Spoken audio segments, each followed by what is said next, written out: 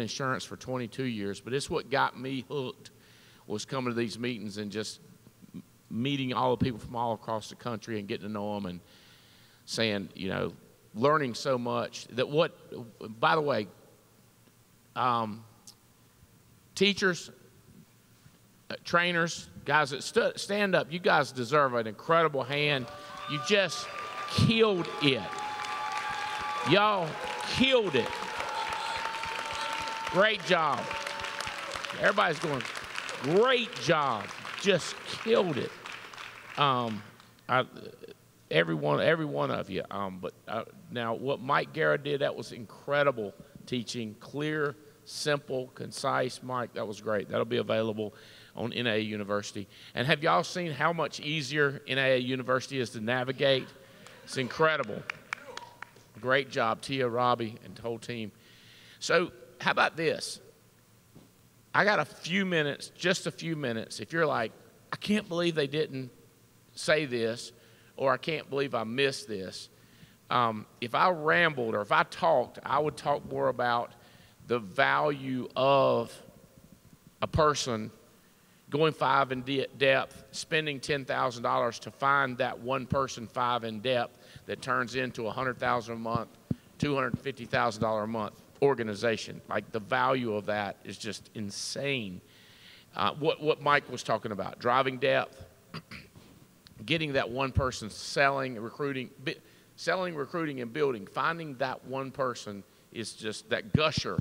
I love his analogy. Mark, I said his analogy of an oil well. You go down, you get nothing, you're frustrated, what do? You drill again. You spend more money. You keep invested until you hit it. And then for us, we do it in one leg, and then we try to do it in another leg, and then we try to do it in another leg until we find it. I'm going to take questions. Somebody's with a mic right there. Somebody's a mic here, and somebody's a mic over here, right? If we have no questions, like if we ask no questions, we could leave, right? But I don't want to. I don't want to leave. I don't want to walk out without saying, hey. So me and Jane are going to be walking out. I want y'all to say, bye. Don't say, hey, one thing I want to run by you. I will lose my mind. You got a question? One of my questions is, how can Jake and I do a... Stand up, tell us who you are, whose team you're on, and scream at me. Veray Joseph, part of JERA, so Gonzalez Dukes Leventovich organization. My question was, how can Jake and I do a better job of getting the person's spouse at the events with them? I can't understand you, Jake. Put down a mic and say it to me. Can you hear me now? Tell me. Is that better? Yeah. How can Jake and I do a better job at getting our team's spouses at the events with them? Better job at getting team spouses at the event. Well, asking that question is brilliant, okay? How to do it is not going to be so brilliant. Because that helped just by saying that. So I went to Brian Biggers, one of my guys I trust, built an insane church. And I said, Brian, how do I get the spouses to come to the meetings? How do I get the women? And he said, I don't know. You ever seen my wife come see me preach? I was like, you're always talking to her. I thought she was there. He said, she'll never come. He said, I ain't had no luck getting her to do nothing. You think I can get somebody else's spouse to do something? I said, all right, well, appreciate lunch.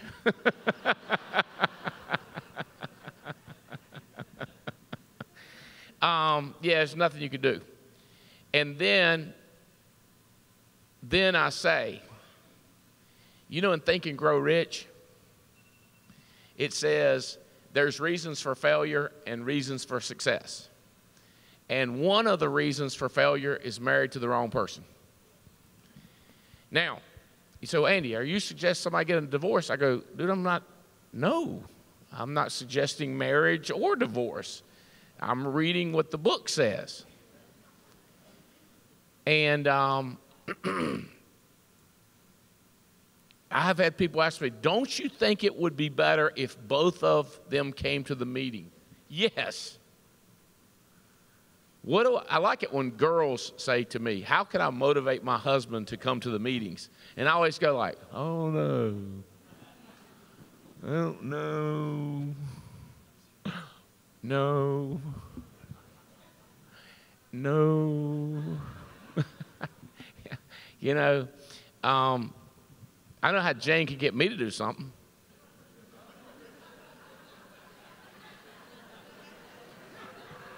I don't know how you get yours to do nothing. I don't know.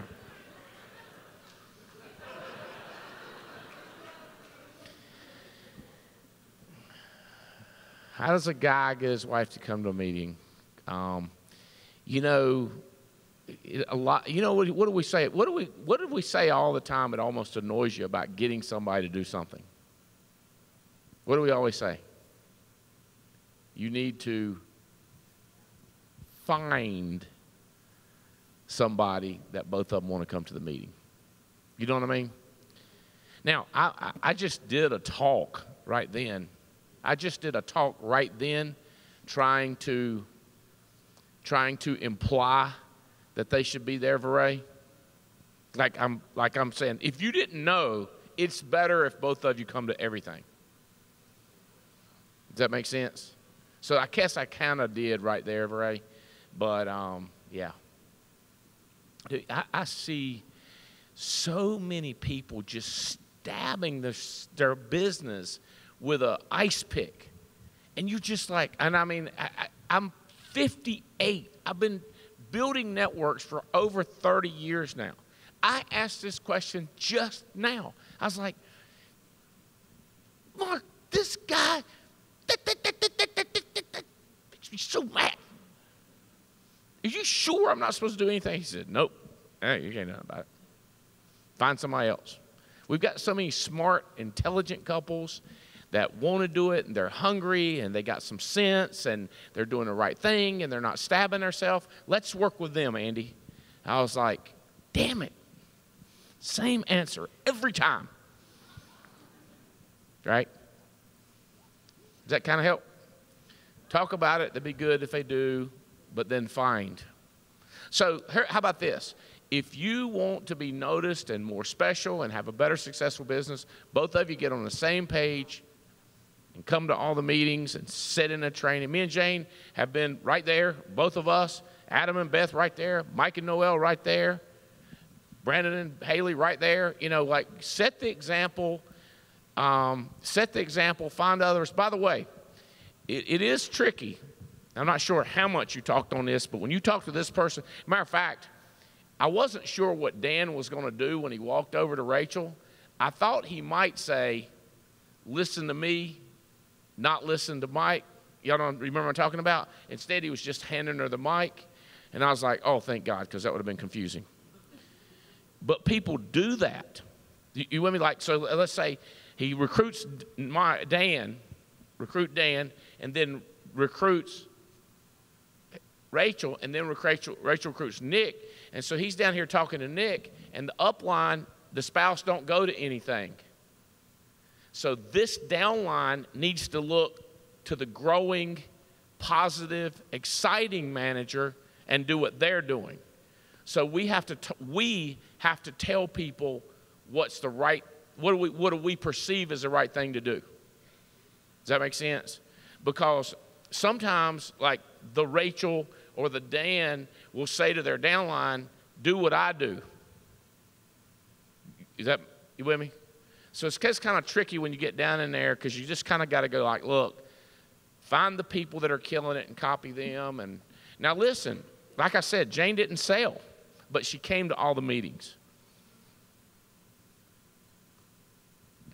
Yeah. Would you add anything, Noel? Cats?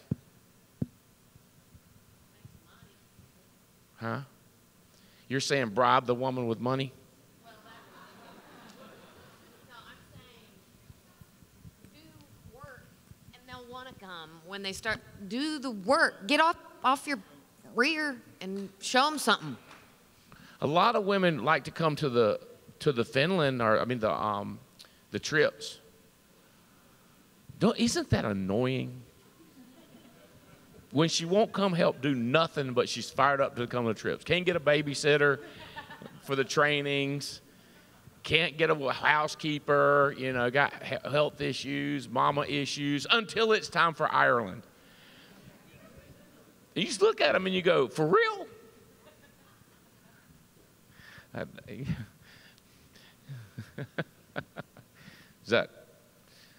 So they will want to come when you make the money. Interesting. All right. Hi, Andy. I met you a few months ago. My name's Christina, and I roll up to Diane Lampy. Hi, Diane, Kirk, and Helen May. I had a question for you, and it's specific to your bride, actually. She has touched me so much this week with her presentation because I just can identify and connect with everything that she said. So my question to you is, can she please teach a class for women like myself to keep growing in this business and be motivated?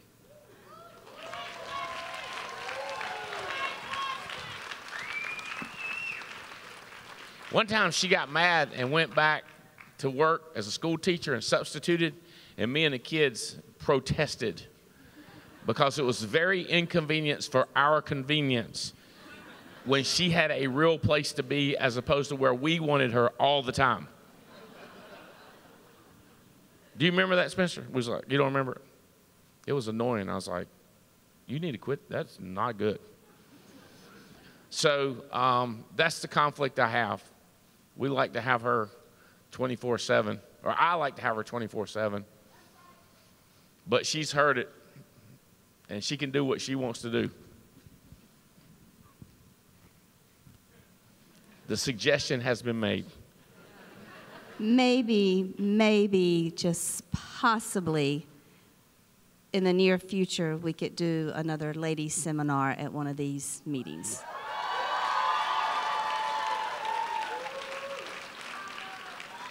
What do you mean?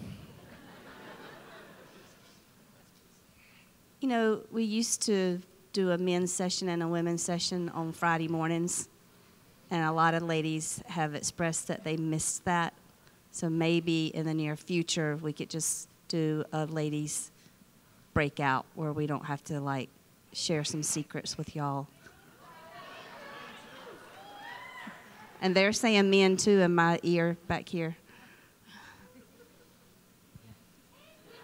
What man said that?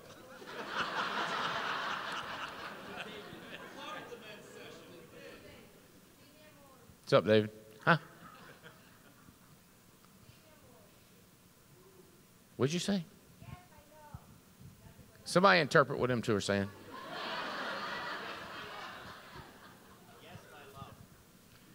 Yes, Yes, my love. my love. That's what I should be saying? Sí, mi amor. Right, Steven? We got any more questions? Albright, good one right here. My name is Bridget, and as someone who's a supporting spouse, I just wanted to piggy off your question. It was really hard for me to say no to come to this when he shows up to all of my national meetings and all of my quarterly meetings. So I think if your spouse isn't wanting to show up, you have to ask yourself, like, are you showing up for them? And if you're not, then you have to start within.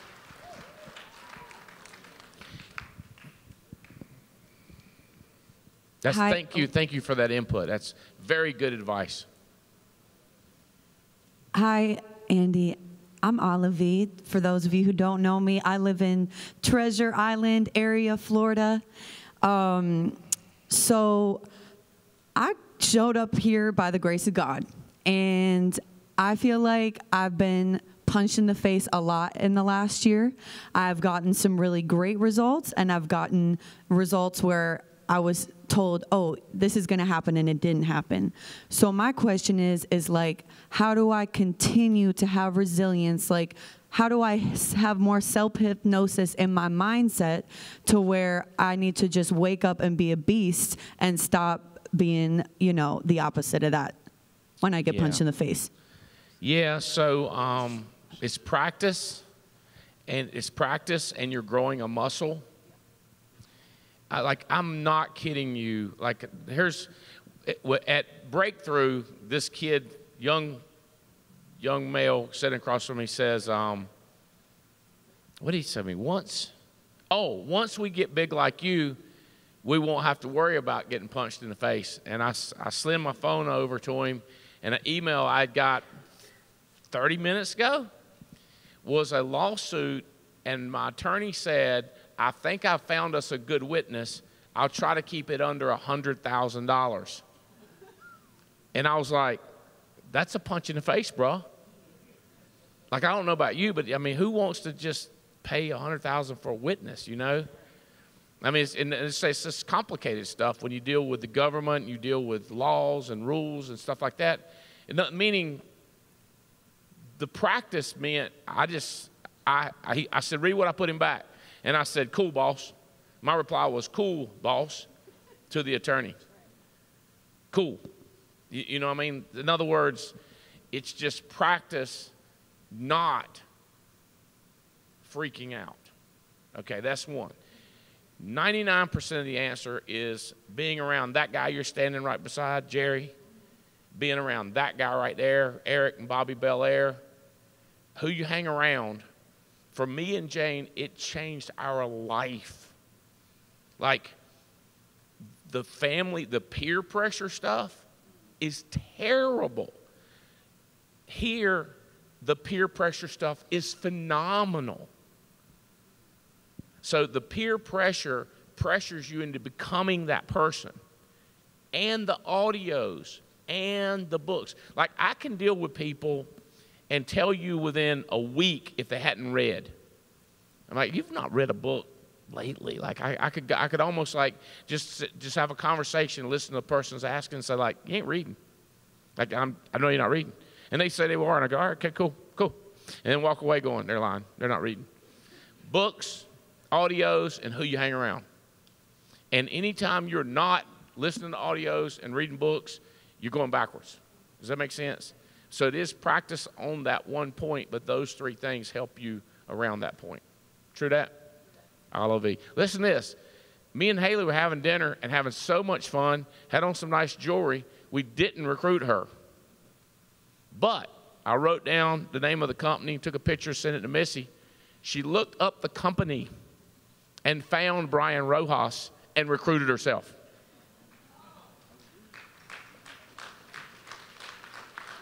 Like, what was I? What were we? I mean, what were me and Haley thinking?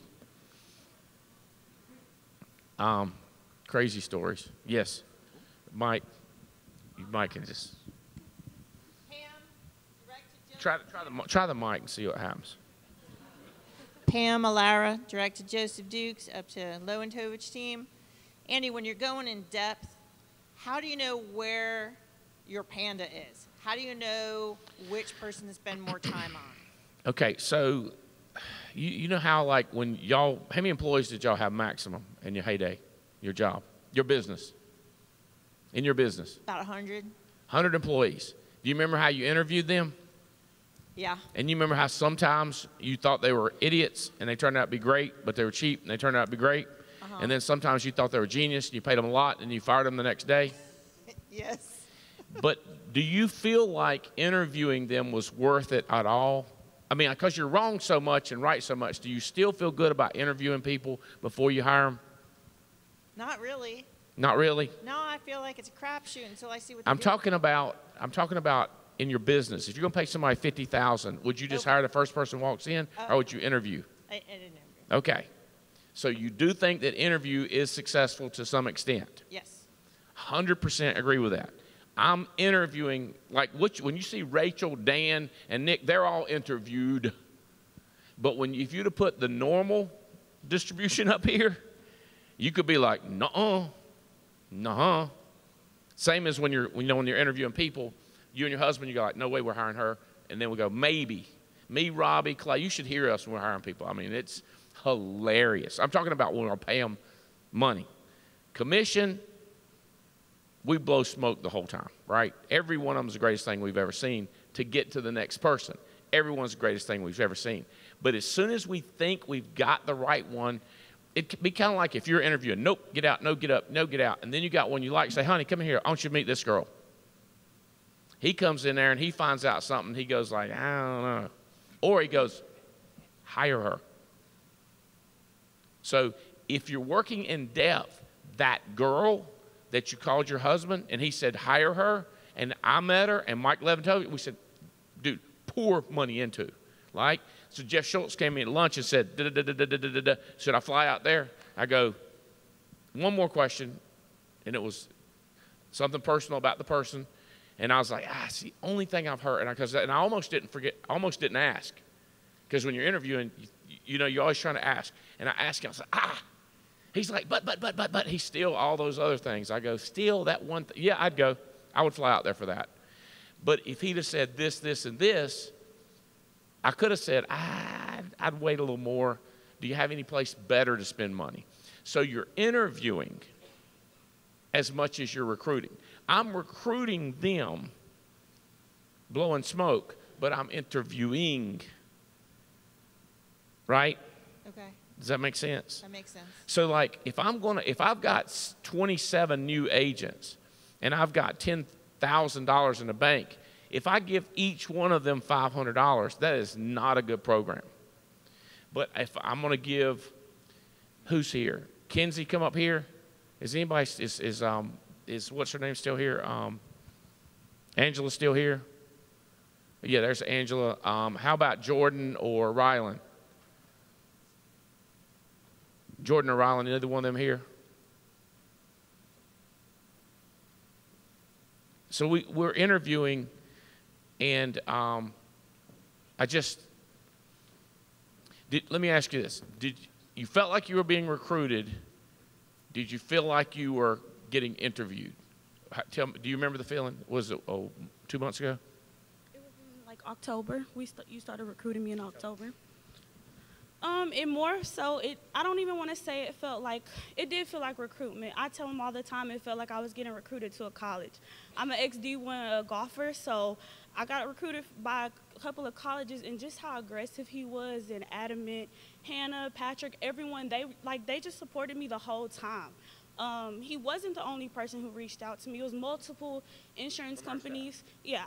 Reaching out to me, different agencies and the staff, and what made it so special is just the urgency. He made me feel like I was the only person he was talking to, you know, so that's what really got me, and it's been great ever since. I've traveled with him. That was a blessing. My dad has traveled with us, so, you know, thank you to all of you guys. So, yes, tell them, do you remember what I said, did you go to college, or did you consider going to college? Do you remember your answer, or just, what is your answer? I did go to college. Did I finish? No. I got in the auto sales industry, started making money, and really I didn't think about going to college since. So that's an okay answer with me. Got into making money selling cars.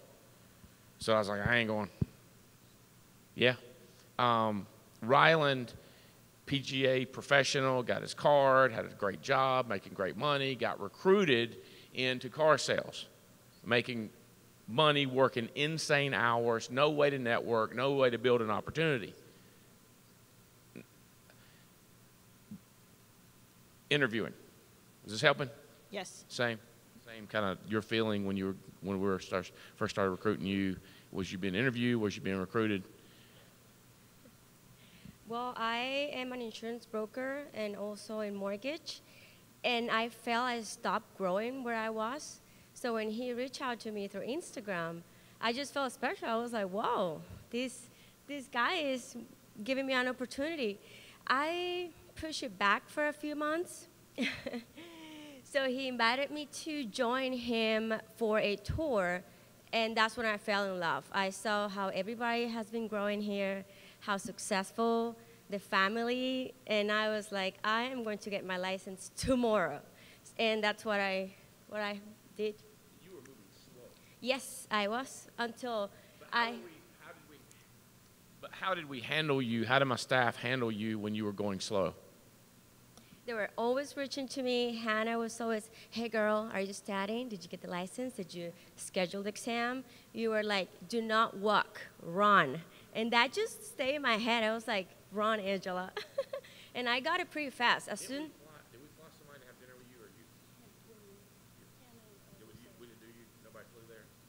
Yes, Hannah and Lucero went and met me in Colorado. Mm-hmm. That's right, they did.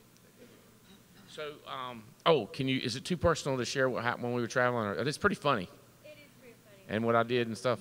Okay, I'll share it. So, he was giving his speech, and suddenly he was like, "Where's Angela?" And then I was just sitting in a chair, like, oh my gosh. And he was like, "What happened?" And I was like, "I just got fired." He was cracking up. He was laughing at me. Ha ha ha ha, "You just got fired?" And I was like, yes.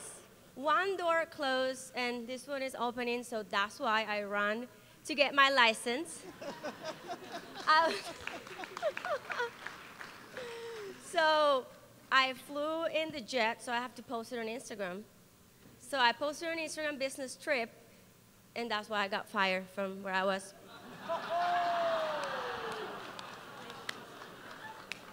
Thank y'all. I was so happy she got fired. I was like, yes, she's full-time with us.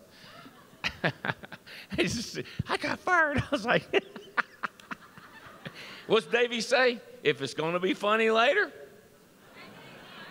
You didn't cry. I was impressed. I was like, most girls I know have been like, she was just looking like it's a mess.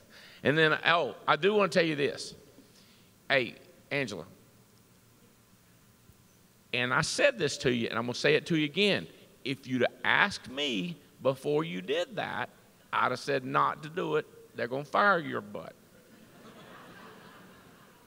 Next time, ask me when you have a brilliant idea.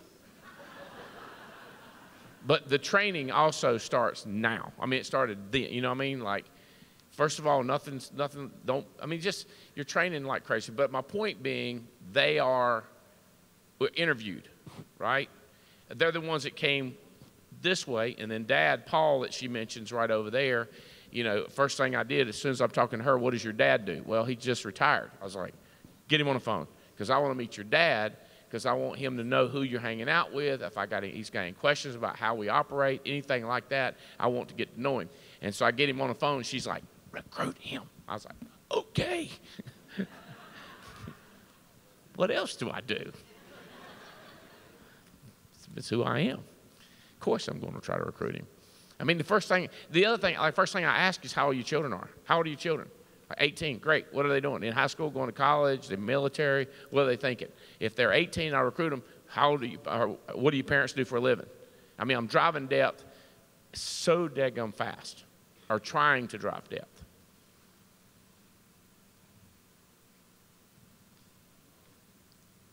We got to go to the house. Hey, y'all ready to take over America? Come talk to me. Come talk to me. Y'all ready to go take over America? All right, guys. Let's get one more. Listen, one more. I love an Ed Millett book. One more. You need one more person. Focus on one more in depth, one more in width, one more person coming to the view, and one more dial. Let's kill this thing. Love y'all. Great weekend. Thanks for being here.